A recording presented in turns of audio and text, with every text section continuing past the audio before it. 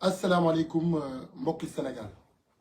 man seen doom seen xarit Pape Abdoulaye Touré maa ñëw ci live bu gàtt fas yéene waxtaan ak yéen ci biir waxtaan boobu mu bokk ci avant tout d'abord nous tenons à saluer le courage, l'engagement et la détermination de chaque Sénégalais d'ici et de la diaspora mën nañu wax ni tey grâce à votre engagement, grâce à votre dévouement, aujourd'hui le peuple sénégalais est un peuple exemplaire pour toute l'Afrique. Parce que luñ fi dund ci ay jafe-jafe ci ay xat-xat metti na bëri na mais malgré toutes ces situations très difficiles pour la nation ngeen wone benn résilience bu amul fenn benn résilience bu historique.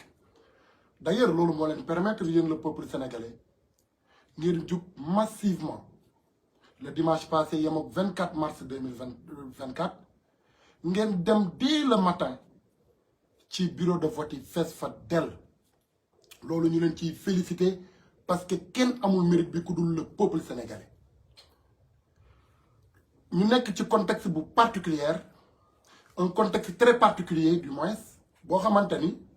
xëy na ci weeru koor gi ñu bëri amoon nañ habitude rawatina ndaw ñi xëdd tëdd yeewu ndog loolu moo nekkoon slogan bi waaye xam les enjeux de l'heure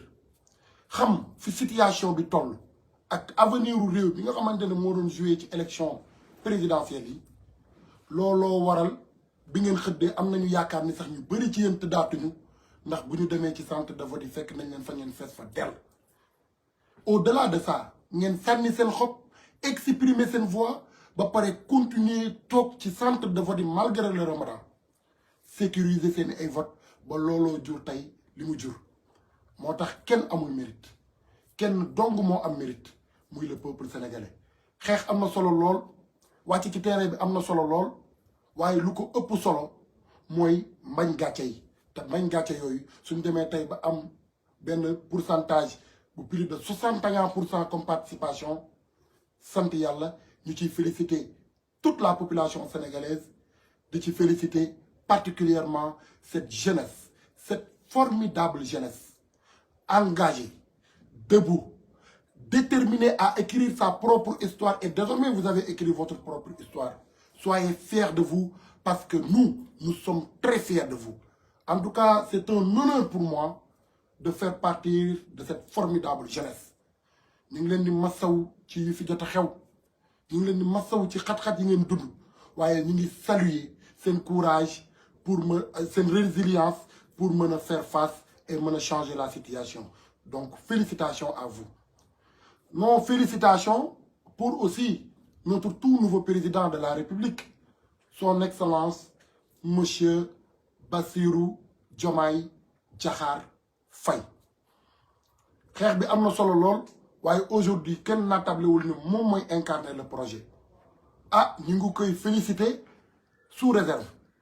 waaye di ko encourager bu baax a baax ndaxte au même titre que nous sommes conscients des grands chantiers qui l'attendent noonu lañ xamee ni moom tamit il est conscient de la situation moo tax ñu ngi koy encourager di ko ñaax di ko wax ni am na liggéey bu am solo bu koy xaar te peuple sénégalais bi yaakaar bii ñu am ba def lu historique. Lan moo historique muy fal président au premier tour pour un changement li nekkuloon élection référendum la et en votant pour Bassirou Diomaye Diakhar Faye le peuple a choisi pour la rupture. Cette rupture yaakaar confiance boobu peuple sénégalais bi am ci ñu rek pour ñu bañ a guddal pour bañ a jël seen temps lu bëri di wax ni yaakaar boobu nga xamante ne am nañ ko ci yéen am ngeen ko ci ñun maanaam rupture bi ñu doon wax sànq ak yaakaar parce que quand vous avez voté pour Bassirou Diomaye Faye yaakaar boobu ngeen am yàlla bu yaakaar boobu tas waaye aussi di rappeler que ni yaakaar boobu ñu am sur le président Bassirou Diomaye Faye sur le projet yaakaar boobu du Bassirou kese moo ko mën a mottali. jàpp leen ni sénégalais bu nekk moo xam d'ici et de la diaspora am nga une part de responsabilité ci ëllëgu Sénégal xeex am na solo lool ñu ngi ciy sant di ci gërëm ñi nekkoon sur le terrain yépp di ci sant di ci gërëm la diaspora sénégalaise de leur dévouement de leur engagement te xaddiwuñu benn yoon ñu am liggéey bu am solo bu ñu def ci xeex bi kon diaspora sénégalaise Sénégal amul seen fay waaye lépp loo leen def pour Sénégal seen bopp non seulement ngeen ko defal ak seen ay progéniture moo waral ñu ne yaakaar boobu pour mu mën a mat comme ni ñu ko bëggee na ku nekk jàpp ne am na un rôle essentiel bu mu war a jouer ci mbir mi day commencer ci ñun ñi le citoyen lambda bu ci njëkk nañu bàyyi di naan di sànni ci mbedd mi bu ci topp nañu respecter les édifices publics nañu am benn comportement xoolaat suñu doxalin xoolaat suñu toogaay ba suñu comportement méngoog ak voie de développement bu ñu bëgg a tegu lii nekkoon message bu ñu bëggoon lancer à l'endroit de tous citoyens sénégalais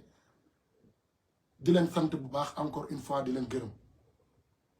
waaye aussi bu ñu jógee ci loolu dañuy delluwaat di rappeler que ni cette nouvelle opposition bi am ci réew mi nga xamante ne y a quelques jours de cela ñoom ñoo nekkoon ci mouvance bi dafa am ay lenn lu ñu jóg muy une politique de désinformation une politique de victimisation une politique de dénigrement mais aussi une politique de manipulation ma trouvé nécessaire ne dinaa ci wax pour inviter encore une fois suñu ay mbokk compatriotes sénégalais pour ñu mën a conscient de ce qui nous attend dans les jours à venir waratuñoo dugg ci ay détails de waratuñoo nangu kenn di ñu divertir nous devons former un bloc gën a soudé wu faire face pour mën a tabax un Sénégal meilleur et loolu dafa am lu muy laaj damay rappeler les propos du président Ousmane Sonko il faut éviter de tomber dans l'émotion le Sénégalais est toujours dans l'émotion moo waral manipulation yi day jàll comme nu mu waree xam nga ne su doon cette nouvelle opposition rek du ñu génn sax di wax wala su ñuy wax it lii ñuy bëgg a wax duñ ko sax wax mais gis ne am na suñu ay mbokk patriotes yoo xamante ne dañoo tomber même dans le piège de cette nouvelle opposition qui n'a, je vous le dis, qui n'a aucune matière concrète pour s'opposer. Pour le moment, moo tax ñuy utiliser ay manipulation di utiliser ay dénigrement bi ci njëkk mais le président Ousmane Sonko ñun ñëpp xam nañu ne depuis que ñu placé ko sous contrôle judiciaire mais suy demati Ziguinchor wala Casamance vol lay jël mais vol boobu élection yi passé bu mu voté ba pare war a dellu si waat Dakar moom la jël am ci yenn plateforme yi nga xamante ne c'est des mauvais perdants ñu jël loolu capture d'écran ko ne ñu ngi commencé di noos ci ay jet privé loolu nekk yàq der malheureusement am ay patriotes yu ci tombé ci même politique de manipulation et de dénigrement boobu moo leen yóbbee le président son excellence monsieur Bassirou Diomaye Diakhar Faye génn def une déclaration historique sénégalais yëpp di ko rafetlu ñoom ñu dem capture d'écran ay tànk bu mu fléchir naan non président warul taxawee nii warul taxawee ne ci ay détails am ñu leen ci topp ci détails yooyu mbokk yi bu leen nangu kenn détourné leen ci essentiel parce que ci juste ñu ngi woon ci mbokk yi bu leen nangu kenn détourné leen ci l'essentiel ndaxte ñii nga xamante ne ñooy cette nouvelle opposition war nañoo naan tari sóoratul muñ te xam ne dinañ yàgg ci opposition bi ndaxte Bassirou Diomaye Faye ak le président Ousmane Sonko projet bu ñu lalal Sénégalais yi gëm naa ne nar nañoo yàgg ñii ci opposition bi waaye ñàkk matière comme ni mu ko waxee woon sànq de s'opposer comme ñun nu ñu ko doon defee nga xamante ne ñun suñu ay sorties suñu ay déclaration lépp lu ñu doon wax mën nañ ci dut baaraam dañ doon opposé wu avec des chiffres di opposé wu avec des statistiques di opposé wu avec des rapports di opposé wu avec des preuves à l'appui aujourd'hui ils sont incapables de s'opposer d'ailleurs ban opposition un gouvernement qui n'est pas encore mis en place Bassirou Diomaye Faye bi jëlagul fonction lan moo fi war a tax ñuy wax opposition et pourtant son excellence monsieur Bassirou Diomaye Faye avait lancé un appel solennel à la réconciliation nationale mais profito di wax ni ceci ne veut pas dire que musiba ñombe yi fi ay nit def ba ci ko ndar kam day rester impuni déedéet réconciliation nationale boobu pour ñu seen loxo set la ñi nga xamante ne ils sont des irréprochables ñu ñëw am nañu xam-xam am nañu compétence am nañu expertise ñu ñëw xool naka nu ñuy defee pour que l'ensemble dans l'ensemble pour qu'ensemble main dans la main ñu mën a bâtir un Sénégal meilleur toujours ci seen tentative de manipulation boobu ginnaaw bu ma leen joxee exemple le président Ousmane Sonko vol bu mu doon jël war a ñibbisi Dakar ñu ne mi ngay commencé di non seexa alalu Sénégal te falooguñu ñu ngi commencé di jël ay jet privé loolu yëpp c'est de la manipulation c'est du dérèglement ginnaaw bu ma leen joxee exemple son excellence Bassirou Diomaye Faye nga xamante ni discours bu am solo la def wax ay levier wax naka la nar a gérer réew mi dans ces 5 prochaines années au lieu que ñu def un débat technique sur ça répondre ko techniquement ils se sont limités juste à dire que waru woon fléchir tànk bi à gauche et à droite ci ay détails et malheureusement li ma gën a métti ci loolu mooy dañuy gis suñu ay mbokk compatriotes ay mbokk patriotes yoo xamante ni xëy na ñun ak ñoom ñoo nekk doon xeex ba lii yëpp am ñuy tomber dans leur piège dans le piège de cette nouvelle opposition qui manque de matière concrète pour pouvoir s'opposer comme il se doit bu ñu tombee ci loolu kon bu ñu nangu ku ñu détourner ci essentiel toujours dans le cadre de manipulation et du dénigrement ci la ñu jëlee les événements qui se sont déroulés hier à Pikine nga xamante ne benn ndaw la fa ay takk der dóor bu mu dee d'après information yu ñu jot ñoom ñu ne police yu Bassirou Diomaye Faye moo nekk di torturer di dóor di rey jeunesse su Sénégal gis nañ ko ci ay page ci seen ay page yu bëri ñoom ñu koy partagé waaw Bassirou Diomaye Faye fan la defee passation de service wala fan la defee li nga xamante ni nii mooy dem ak jàkkaarloog Macky Sall ñu def passation ñun de yëguñu ko jusqu'au moment où je vous parle Macky Sall est le président de la République du Sénégal et pour preuve hier conseil des ministres am na affaire Pikine bi ca la xew conseil des ministres bu may gis compte rendu bi ci biir page officielle bu président de la République dañu ne le dernier conseil des ministres présidé par son excellence monsieur le président Macky Sall kon ce qui veut dire ana ban police Diomaye Faye moo doon dóor wala di rey wala di mater des manifestants amut mais pour wan leen ni ñii seen politique ak seen yéene mooy ñu bañ a réussir sas bi nga xamante ni sénégalais yi sas nañ ko le président Bassirou Diomaye Faye et ngalawaay ñun waruñu leen ci jàppale ngalawaay suñu duggatee ci seen débat de bassesse yooyu nañ leen fa bàyyi te def focus sur l'essentiel ci même dynamique boobu ci la ñu jëlee benn vidéo bëgguñu ci woon sax revenir parce que pour ñun amul solo revenir ci c'est de donner du crédit à ces gens qui n'ont c'est-à-dire aucun argument pour le moment pour s'opposer à ce régime qui n'est pas encore en place ñu jël benn vidéo d'amusement bu ñu jël di rappeler que ni ñun commissariat central bu ñu fa doon demuñu fa donc dañoo amoon ku ñu seeti woon demuñu fa pour rouler demuñu fa pour dara comme tout citoyen sénégalais comme toute personne da ngay am sa ay coulisses yoo xamante ni daf lay permettre xëy na ngeen di yow ak say xarit ngeen di mën di partager yenn affaires yoo xamante ne c'est intime et c'est privé c'était dans ce cadre vidéo boobu su nekkoon lu waroon génn ñun ñoo koy njëkk a partager dans nos différentes plateformes du WhatsApp du Facebook du TikTok du Twitter amul benn plateforme boo xamante ne partager nañ ci vidéo bi xëy na nag incompréhension ak malentendu am na ba un ami jàpp ni c'est une vidéo de rien du tout juste des blagues mu daal di koy publier mais ñun bu ñu jotee information boobu woo nañ ko waxtaan ak moom bu mu supprimer ko ndekete yoo am nañu ko capturer di wër nag di wax ñaar yi lañ ciy wax te ñaar yëpp benn amu ci dinañ ko leeral benn par benn bu ci njëkk mooy ñii falooguñu nee nañ dootuñu respecté dara lu leen neex mën nañ ko def ci réew mi te du mujj fenn man dara méttiwuma ci ñoom lu ñu wax parce que opposition moo demee noonu xëy na ñoom sax seen opposition mais lu ma ci metti mooy ces patriotes yi xam Pape Abdoulaye Touré depuis 10 ans qui est en train de se battre corps et âme pour participer à l'émancipation du peuple sénégalais, pour participer au développement du peuple sénégalais, pour participer pour le respect de nos institutions, pour participer à l'émancipation de l'état de droit.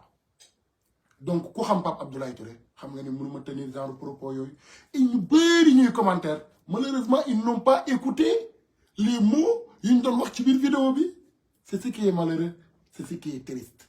man li ma wax ci vidéo bi je le répète et je le réitère ici dama ne c'est fini l'injustice c'est fini l'arbitraire parce que Bassirou Diomaye Faye mooy gérer contrairement à ce dictateur à ce tyran de Macky Sall bi nga xamante ni dictature ak injustice la yore woon réew mi la moo ci ay boobu nekk benn parce que lii la ñu gëmloo yenn patriotes yu bëri que ni ñii yoraguñu réew mi ñi ngi commencé nee nañ lu leen neex mën nañ ko def c'est fini les arrestations demeewul noonu de c'était de la manipulation beneen bi ci topp il faisait croire que commissariat central institution la kenn waru ko filmer kenn waru ko partager xam nga malheureusement Macky Sall dafa yàq réew mi à un tel point dañoo jàpp ni amatuñu sax droit def dara mais si vous sortez ngeen dem dans les autres pays mais les auditions se passent dans les commissariats enquête impossible pour ñu koy seetaan audition yi ngeen di gis ci biir enquête impossible c'était dans les commissariats ce n'est pas interdit de filmer alors que les commissariats est-ce que ñoo gën a sacré les institutions judiciaires et pourtant les institutions judiciaires c'est des institutions contrairement commissariat du institution dem leen ci article 6 bu constitution dem leen ci article 6 bu constitution ngeen xool ndax est-ce que les commissariats sont des institutions ou pas déedéet duñu ay institutions article 6 lu mu joxe comme institution ma limal leen ko ngeen dégg ko su ko defee ñëpp mën ci jëriñu nee na les institutions de la République le président de la République le gouvernement l'Assemblée nationale le Conseil constitutionnel Cour suprême Cour des comptes cours et tribunaux le Conseil économique social et environnemental au Conseil du dialogue social au Conseil des collectivités territoriales lii mooy les institutions de la République kon loolu du débat maintenant nag je vais terminer par là parce que wane nañu joxe nañu ay exemple yu ñu jàpp ni doy na sëkk pour que patriotes yi mën a yeewu encore une fois bañ di tomber dans l'émotion comme nu ko président Ousmane Sonko doon waxee lors de sa condamnation sur l'affaire Mame Mbaye Niang ñu condamné Ousmane Sonko une condamnation boo xamante ni mën na koo teree bañ a bokk ci élection yi déedéet ñu ne fa ñukk condamnation bi dem toppi Barthélémy Dias bu doon def live bàyyi essentiel ndax lan dañoo tàmm di tomber dans l'émotion nañu bàyyi émotion tey def focus sur l'essentiel parce que actuellement luy focus mooy xool naka ni ñuy def ba les grands chantiers qui attend notre président de la République son excellence monsieur Bassirou Diomaye Diakhar Faye naka la ñuy def ba gunge ko parce que ku ci nekk ci ñun am nga ci responsabilité et je termine par lancer un appel solennel à l'endroit de nos entourages à l'endroit de notre famille des membres de nos familles de notre famille à l'endroit des amis intimes des amis proches à l'endroit de nos camarades de lutte à l'endroit de tous di leen fàttali ne dañoo nekk ci tournoi bu décisif pour ñu foog ni dañoo jàpp ni gagné nañu combat bi déedéet gagné guñu moo tax sànq maa ngi doon naan félicitations avec réserve parce que félicitations dëgg mooy fu 5 ans yi jeexee ñu ne le peuple sénégalais faloon ngeen ñu en 2024 on est en 2029 lii mooy suñu bilan tey def nañ fi lii def nañ fi laa dindi nañ fi guerre dindi nañ fi injustice dindi nañ fi justice bu nërmeelu loolu mooy félicitation waaye tey dañoo war a gën a takku pour defar kon l'heure est grave l'heure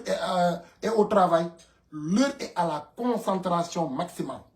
donc yéen ñii di suñu ay xarit yéen ñii di suñu ay membres de la famille yéen ñii nga xamante ne c'est des camarades c'est des amis intimes ce n'est pas tout ce que vous avez sur nous ngeen war a publier non pas parce que dañuy bañ a def lu bon wala parce que lu ñuy def dara nekku si léeg-léeg c'est normal nga nekk ak sa ay xarit nga kaf foo ree japise kenn bañu ko on est des humains waaye nekkul lépp loo leen am ci ñun comme image wala vidéo da ngeen ko war a partager comme ni mu leen neexee et exemple patent bu may joxe quand je suis sorti de prison ma propre sœur bi ma bokkal ndey ak baay fekk na ma ci canapé salon bi ma tëdd di nelaw mu photo ma def ko statut naan waajaa gi nii bu ma gisee statut bi dama tëb ma dem ba ci moom ne ko certes je suis votre grand frère mais tamit il faut comprendre que ni réew mi fu mu toll waratoo de publier du n'importe quoi sur moi. Non, ma ko recadrer ba mu revenir à la raison ba tax na léegi mënutul publier du n'importe quoi sur ma personne. Non, lay lancer appel à mes amis, à mes proches, parce que benn erreur bu ndaw mën na yàq lu bëri wala sax mën na ñaawloo xel yu bëri waaye parce que lii xew fii mënoon na ñàkk ci vidéo bii mënoon na ñàkk parce que c'était une vidéo très confidentielle loo xamante ne c'était entre nous statut sax defuñu ko donc su fekkoon déggoo am na wala waxtaan balaa ngay publier am na xëy na du demee nii nekkul lu ñaaw déedéet waxuñu fa lu ñaaw déedéet am na lu ñu dund ci réew mi xëy na su doon keneen la wax la leneen lu gën a ñaaw wala sax mu wax lu ñaaw mais waxuñu fa lu ñaaw lan lañ fa wax c'est fini l'injustice c'est fini l'arbitraire parce que c'est Bassirou Diomaye Faye qui est le président de la République gars yi accroché wu ci loolu xam ne jàppuñu ci dara ñu def naan commissariat c'est sacré c'est patati patata alors que ñaata procès ngeen gis ñu caméra ko filmer ko ci ay ci tribunal daal di koy dugal fi nga xamante ne mooy ci réseaux sociaux yi wala daal di koy diffuser te pourtant tribunal yooyu ay institution lañ parce que lire naa ko sànq donc dara lu ñaaw nekk aussi on comprend l'amour que vous portez pour nous on comprend que vous voulez montrer à tout le monde que vous êtes notre ami plus proche ndax am na yenn vidéo wala yenn image yoo xamante ne ku ñu jegewul mënoo ko am ci ñun waaye loolu aussi ne veut pas dire que ni vous avez le droit de tout poster sur nous vous avez le droit de tout partager sur nous parce que loolu mën nañu sax parce que lu ñu def pour Sénégal gëm nañ ni dara mënu ko yàq tant que ñu ngi tegu ci yoon bu baax waaye bu ñu may porox ndollu cette nouvelle opposition qui manque de tout qui n'a aucune matière pour s'opposer pour que ñu utiliser ces genres de trucs pour di dénigrer wala di def de la manipulation ñoo ngi leen di sant bu baax di leen gërëm di rafetlu ànd bi ngeen ànd ak ñun waaye tamit di daanalee di wax ni aujourd'hui les grands chantiers mooy set setal national bu ñu wootee à partir de ce samedi ñu ciy ñaax ñëpp ñun de waa Kër Massar ñu ngi ci préparation yu méttee métti nous avons réussi à mettre en place des groupes WhatsApp quartier par quartier commune par commune pour recenser ñi ci bëgg a bokk ñëpp ñu ngi ci organisation bu yanj macha allah ni moo ko gisee mu nekk Kër Massar noonu laa ko gisee ci Yoff parce que maa ngi ci seen groupe invité nañ ma ci noonu laa ko gisee Ziguinchor dans tous les quartiers parce que maa ngi ci yenn groupe bi maa ngi ci donc loolu ñu ngi ñaan commune par commune quartier par quartier département par département région par région ne ñëpp organiser wu pour mën a faire face pour mën a setal Sénégal parce que Sénégal mérito na mu raw Rwanda ci wàllum set Sénégal mérito na mu bokk ci dëkk yi gën a set ci àdduna loolu c'est possible bu leen jàpp ni mukk c'est impossible nañu bàyyi naan ndox sànni sachet bi nañu bàyyi naan café sànni sachet bi suñuy ay mbalit nañ koy déposer ci poubelle yi te bàyyi di sànni ci mbedd mi ku nekk su si jàppee ci lu mu mën Sénégal dina propre parce que loolu mooy premier combat bu ñu war a njëkk a xeex en attendant l'installation du nouveau gouvernement de cette nouvelle équipe de son excellence monsieur Bassirou Diomaye Diakhar Faye bés bu installé équipe am ñu gunge leen ñoom tamit accompagner leen pour que ñu mën a teg notre cher pays sur les rails du développement en tout cas lii moo fi nekkoon lu fi gën a fës ñu ngi leen di sant bu baax di leen gërëm di tuub encore une fois di jéggalu ci désagrément yi am di wax encore une fois nañu def focus sur l'essentiel te bañ a tomber dans le piège de cette nouvelle opposition qui manque de tout qui n'a aucune matière pour s'opposer jërë ngeen jëf rendez-vous à très bientôt au passage ñu ngi leen di yëgal ni parce que ñu bëri ñu ngi ñu doon woo dañu féliciter dañu tatagal appel yi bëri na message yi bëri na jërë ngeen jëf ñun amuñu mérite waaye yéen kenn ëpp leen mérite yéen le peuple sénégalais ndaxte mbir mi xeex jeexalu ko de taal Auchan jeexalu ko de taal ay station jeexalu ko de xam nga lan moo ko jeexal yor suñu ay carte électeur dem dugg ca mbañ gàcce ba voter massivement pour Bassirou Diomaye Faye et loolu du man kese maa ko mën du ñun ñii nekk devant la scène kese ñoo ko mën c'est la responsabilité de plus de 2 millions et quelques de citoyens sénégalais ñokk a ñam yéen sénégalais yi jërë ngeen jëf ajaaraama